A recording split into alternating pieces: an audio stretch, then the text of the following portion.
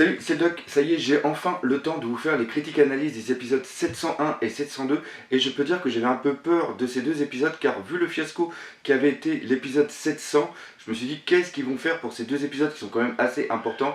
Et non, en vérité, ce sont deux superbes épisodes qui étaient vraiment, comme je l'ai dit, très importants pour deux choses. Premièrement, c'était les flashbacks de l'eau et aussi de Doflamingo, donc il ne fallait vraiment pas qu'il se chie dessus. Et encore une fois, là, c'était vraiment superbe. J'ai même eu ma larme, c'est quelque chose qui m'était pas arrivé depuis un bout de temps d'avoir une petite larme au niveau de One Piece. Un truc complètement dingue d'ailleurs, parce que ma grand-mère pourrait se faire bouffer le bras ou les jambes par un pitbull anorexique, j'en aurais absolument rien à battre. Mais dès qu'il se passe quelque chose dans One Piece, j'ai une larme. Franchement, je dois peut-être aller voir un psychiatre, ça va pas très bien dans ma tête. Enfin bref, tout ça pour dire ces deux épisodes sont vraiment excellents. Il y avait plein de petits détails à l'intérieur et c'est ce qu'on va voir justement dans la critique analyse des épisodes de la semaine et de la semaine dernière, l'épisode 701 et 702.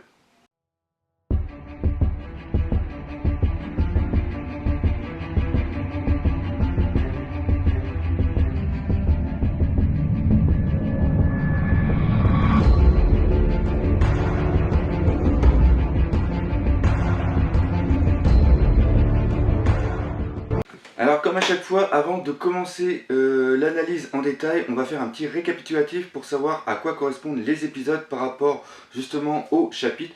L'épisode 701 et 702 correspondent justement à deux chapitres, les chapitres 761 et le chapitre 762. Donc on est toujours dans la continuité de un chapitre égale un épisode, et ça c'est vraiment très bon parce que ça montre qu'il n'y aura pas beaucoup de fillers et c'est vraiment ce qu'on aime par rapport à One Piece. Encore une fois, pour mes nouveaux abonnés, je fais des vidéos de critique analyse de deux épisodes en même temps. Pourquoi? Parce que l'a encore vu cette fois-là, c'est-à-dire que entre le générique, le récapitulatif de l'épisode de la semaine, la coupure du milieu et le teaser de la fin, on a à peu près 6 à 7 minutes d'épisodes sur à peu près 22-23 minutes qui sont complètement partis à la poubelle.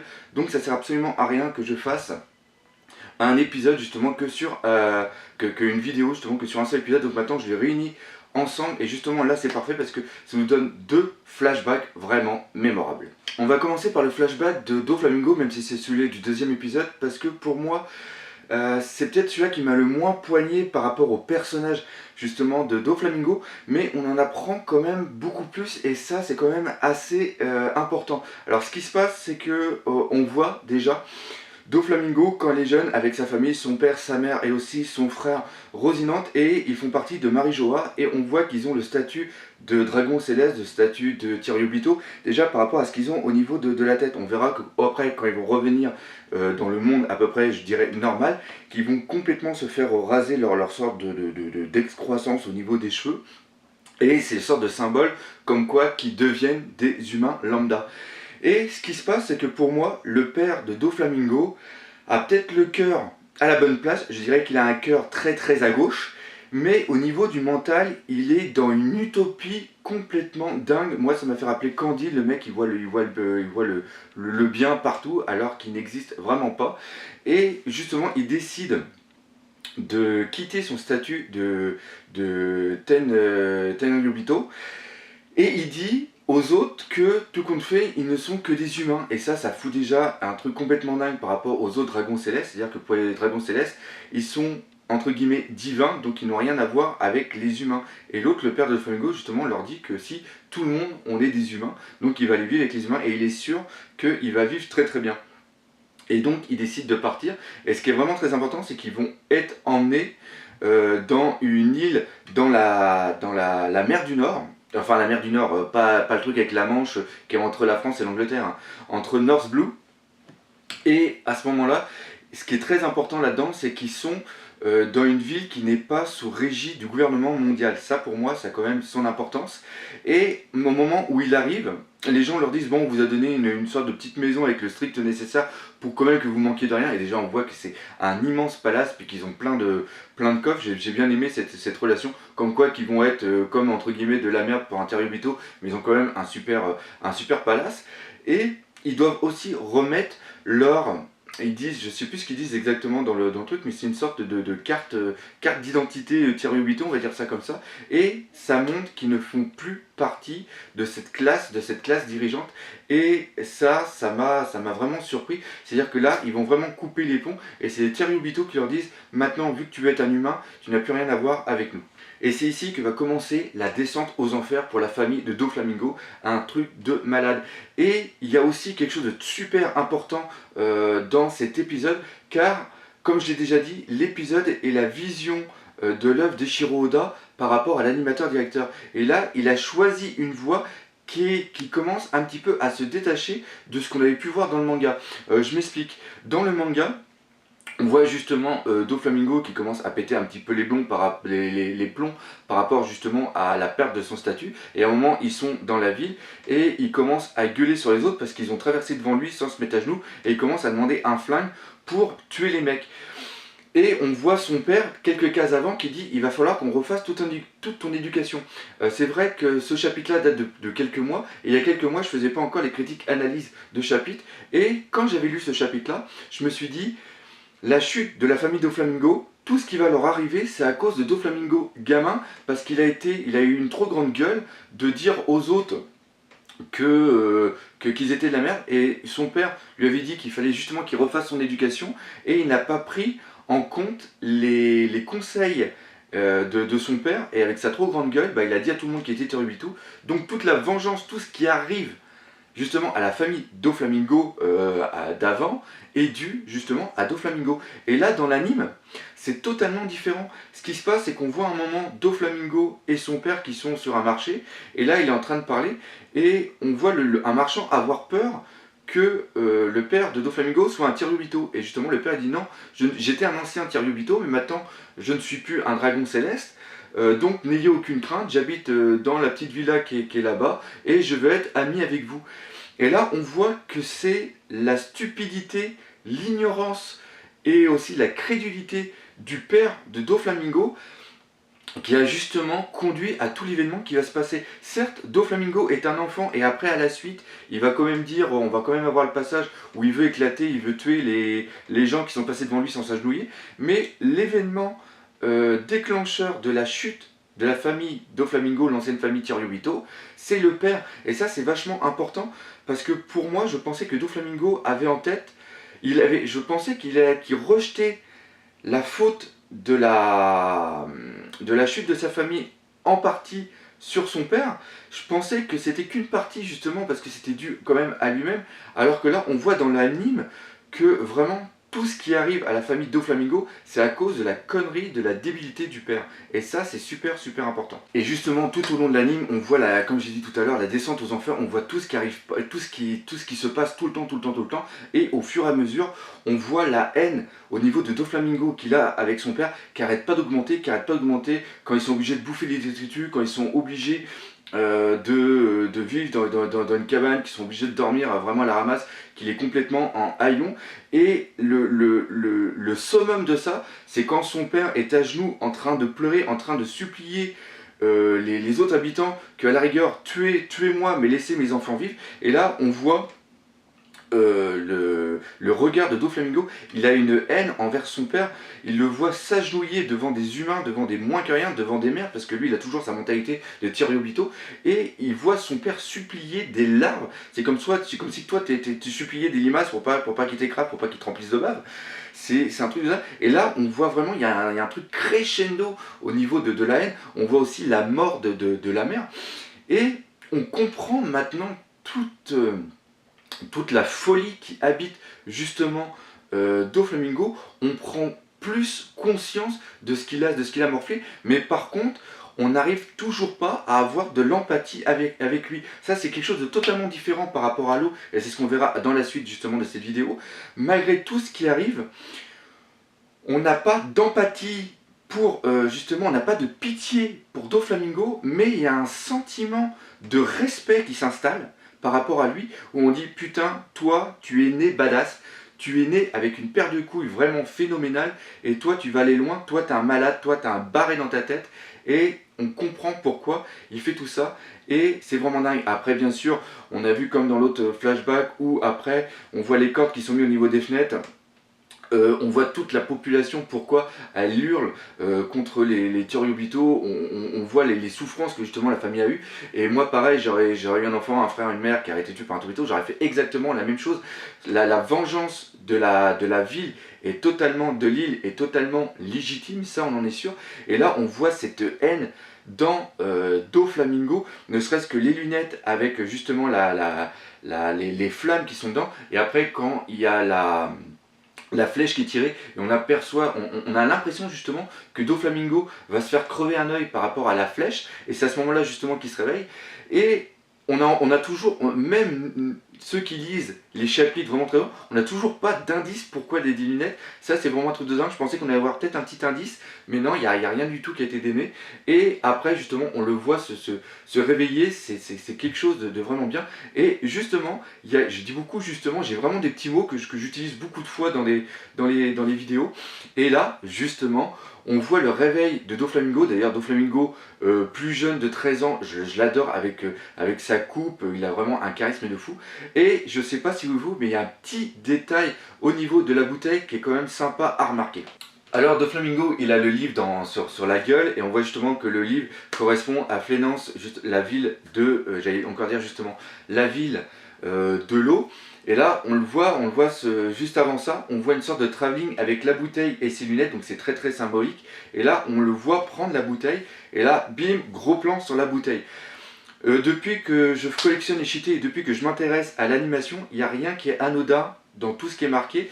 Et il faut savoir que j'ai des documents qui montrent comment sont faits justement les épisodes, et ils expliquent beaucoup que ce qui doit être écrit dans les différentes choses, ils doivent faire justement très très attention.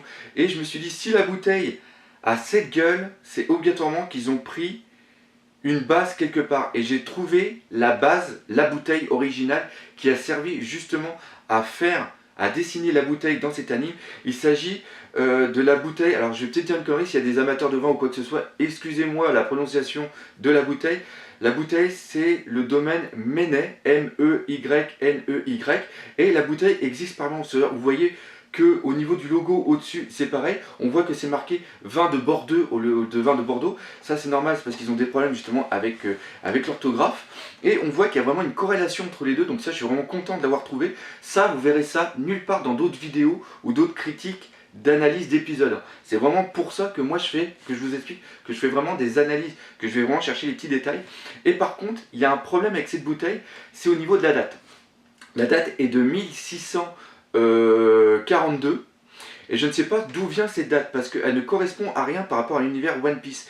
On a aussi une chronologie au niveau du One Piece, et la date qui est donnée, la date référence qu'on utilise beaucoup, c'est celle de la découverte de Jaya par Norland, car elle est marquée dans un document qui était le journal de bord, et c'était marqué la date 1122. Et Nami, quand elle lit ce document, a dit que c'est 400 ans plus tard, donc on peut dire à peu près que l'univers tel qu'il se présente, on est en 1522. Après on arrive 2 ans plus tard par rapport aux épisodes de Dressrosa, donc on est en 1524, et on sait justement que le flashback de Doflamingo quand il a le livre sur la tête, ça se passe 16 ans avant, donc on doit être dans 1508. Et là, la bouteille a date de 1642, et putain avec les dates je vais complètement me planter, donc il y a un petit problème au niveau des dates. Alors à moins qu'ils aient trouvé une DeLorean et qu'ils soient partis dans le futur, nom de Zeus, et qu'ils aient réussi à choper une bouteille dans le futur pour après revenir, je vois pas d'autre corrélation. Donc là il y a peut-être un petit problème au niveau de la date de la bouteille.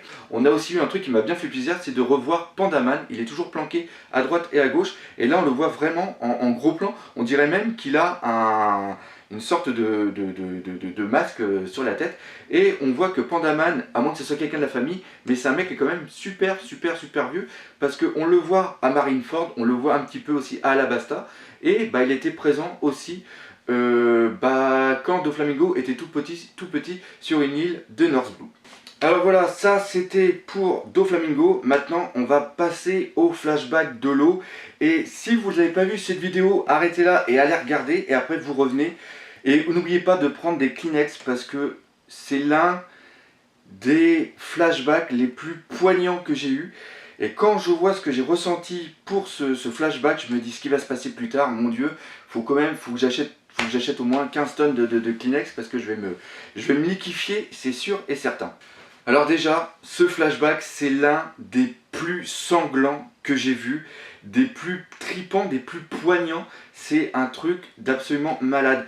Euh, Au niveau de la cruauté, je crois qu'on a atteint le summum. Je sais pas qui était l'animateur, directeur, la personne qui a fait le storyboard ou quoi que ce soit, mais le mec, il a foutu tout son cœur dedans et franchement, ça se ressent. Si vous l'avez pas ressenti, si vous n'avez pas de cœur, vous pouvez aller voir votre médecin. Je pense que vous êtes mort, vous êtes un mort vivant, vous êtes des zombies. Bref, un truc de malade. On avait ressenti déjà quelque chose. On avait ressenti ça par rapport à l'arc Marineford quand, désolé pour le spoiler, hein, pour Ace quand il est mort, et le fait aussi d'avoir son bras qui passe à travers de son corps avec la lave et tout ça. Il y avait du sang, même quand Barbe Blanche il se fait décalquer la gueule, en plus c'est même pas comme dans le manga, parce que dans le manga il a la moitié de la gueule en moins, alors que là il a seulement que la moitié de sa grosse moustache, mais il a pas mal de sang, il a pas mal d'épées et tout ça. Mais on ne ressent pas la souffrance du personnage, parce qu'on se dit c'est des personnages de manga. C'est ça. Il y a quand même un certain détachement qui est quand même produit, contrairement à un film où on peut plus s'identifier. Là, on a de la souffrance un petit peu pour eux, on a de la peine pour eux, mais c'est pas aussi poignant.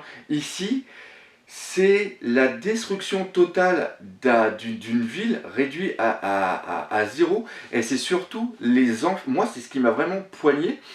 C'est les enfants, comment ils ont été tués, comment on voit les traces de sang, le fait de voir des mecs arriver avec des lance-flammes, cramer tout le monde, on les entend pas hurler justement, heureusement, mais c'est quand même quelque chose qui est très très présent, on voit du sang partout, l'eau quand il voit ses parents qui sont morts, on voit du sang, on voit la tache de sang qui s'écoule et tout. C'est un truc de malade. Le pire, c'est quand il protège sa sœur qui est encore vivante, qu'il la met dans un placard et qu'il l'enferme et qu'il dit je vais aller voir justement avec les autres qui sont avec justement l'église et puis la nonne, puis après justement il va revenir la chercher, puis là il arrive, puis il voit l'hôpital qui brûle, et il se dit putain il y a ma soeur qui est dedans, puis elle est morte et tout. C'est une souffrance, je sais pas comment vous l'avez ressenti, mais moi tout au long de l'épisode c'est un truc qui est monté crescendo, et c'est un truc vraiment de malade. Et ce qui m'a encore plus horripilé, ce qui a vraiment montré, c'est la cruauté qu'a le gouvernement mondial envers le peuple. Ils sont totalement détaché d'eux. C'est un truc de dingue, parce que ce qu'il faut savoir, c'est pourquoi justement on en est arrivé à une telle extrémité, à une extermination d'une population. On ne fait aucun amalgame par rapport à cette vidéo, chose que j'avais déjà fait au préalable mais qu'on m'a reproché. Là, c'est quand même un truc de dingue. C'est-à-dire que la ville d'où est originaire l'eau, c'est la ville de Flévent, je crois, Flévence.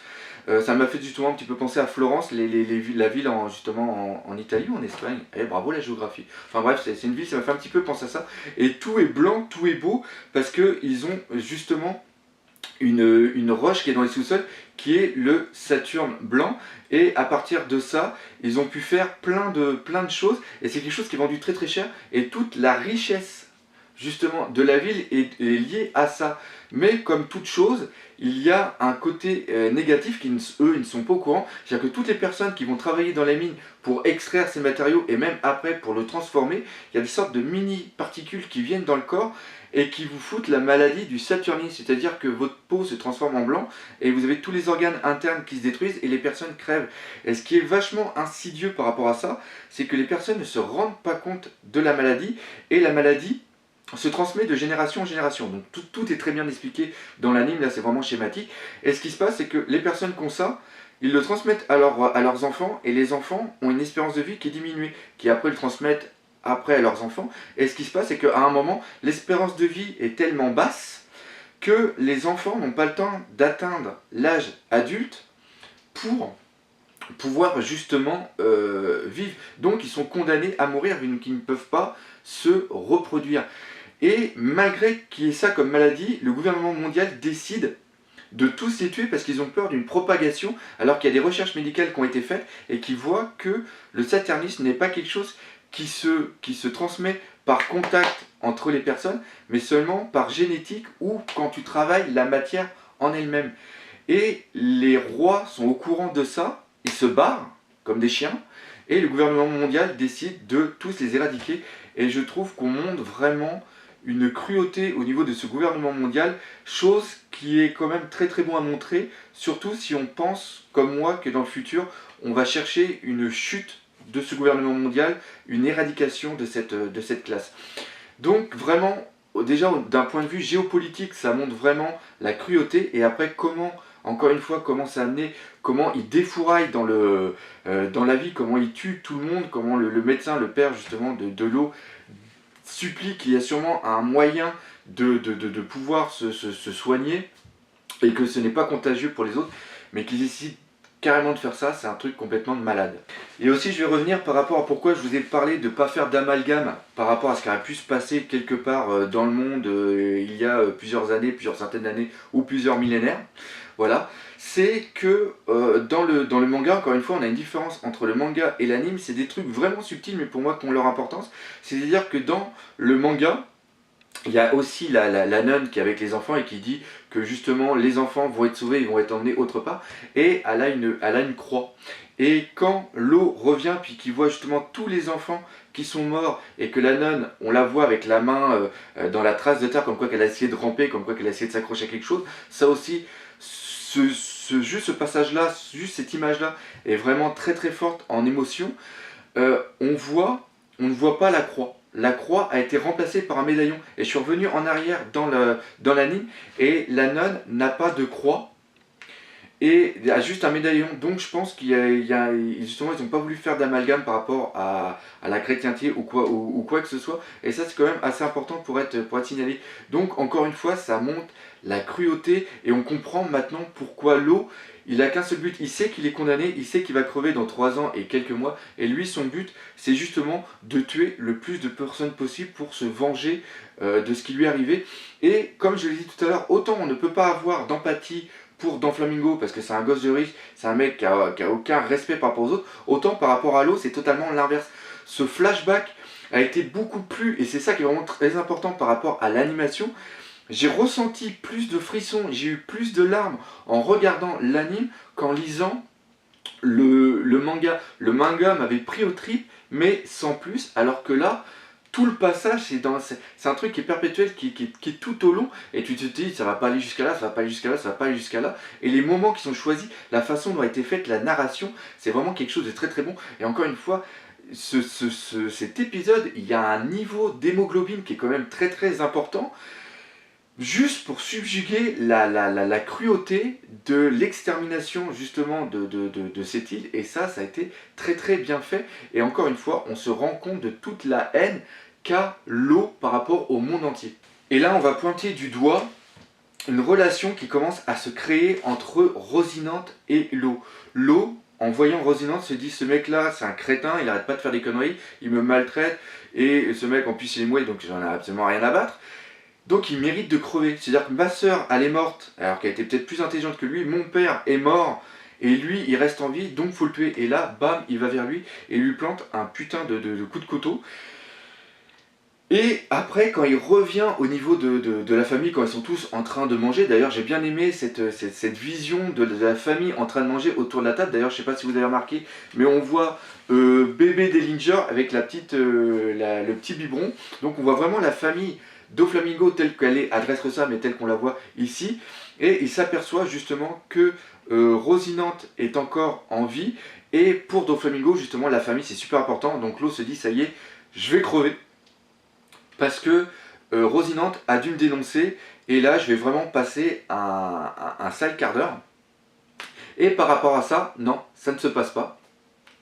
Et c'est vraiment excellent. Donc là, l'eau se rend compte que Rosinante a un intérêt pour lui, et qu'il n'est peut-être pas aussi con qu'il en a l'air. Et après, j'ai bien aimé tous les petits passages justement où on voit ce qui se passe par rapport à derrière la vie justement de la famille Doflamingo. On voit aussi l'entraînement de l'eau, et tous ces petits passages là, même au moment où on voit le bateau avec des sortes de petites onomatopées qui montrent que ça s'amuse bien, peut-être aussi que ça s'engueule. Et ça c'est vraiment bon.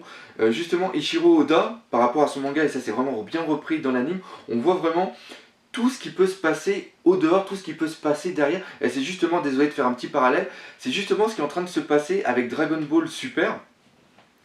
Justement, on voit l'arrière, tout ce qui est caché normalement dans le manga et qu'on voit pas, enfin tout ce qui est caché et qui est pas représenté. Et là, c'est vraiment bien de mettre vraiment l'accent dessus. Et il y a un autre passage qui m'a fait très très rire avec la famille Doflamingo, c'est que ces mecs-là, à un moment, on les voit quand ils sont sur une île pour aller rendre des comptes à une famille qui a décidé justement de ne plus, on est toujours dans le thème famille mafia, qui a décidé de plus justement leur payer leur dû, de plus faire partie de leur père. Et là, on les voit tous en train de tirer et les mecs avancent, la famille Doflamingo avance et les balles ça fuse de tous les côtés. Alors deux solutions. Soit tous ils ont un putain de acquis de l'observation qui leur permet de faire des mouvements imperceptibles pour éviter les balles, chose que je ne crois pas, ou alors les autres en face ce sont des triples buses et on entend des sons de mitrailleuses et les balles passent à côté et il n'y en a aucune qui le touche. Et j'ai vraiment trouvé ça énormément drôle pour être souligné. C'est une sorte d'incohérence, une sorte qui montre que la famille de Flamingo est vraiment au niveau de tout. Et les mecs ils parlent entre eux, puis ils avancent vers les autres sans qu'il y ait une seule balle qui les touche. Et c'est vraiment dingue. Bon, on arrive vers la fin de cette vidéo et vous devez vous dire putain le doc, qu'est-ce que tu fous? T'as pas encore parlé de la grosse révélation qu'on a appris justement dans l'épisode 702, c'est que l'eau c'est un dit. Bah oui, justement, je vais y venir. J'ai décidé de le mettre à la fin de la vidéo pour vous forcer à regarder la vidéo en entier. Oui, je suis un petit enculé, je le sais. Donc voilà, on apprend que l'eau c'est un dit, et ça c'est vraiment un truc de dingue. Je sais que quand j'avais lu dans le chapitre, ça m'avait vraiment marqué. Alors ceux qui viennent juste de l'apprendre ici, ils ont dû faire un truc...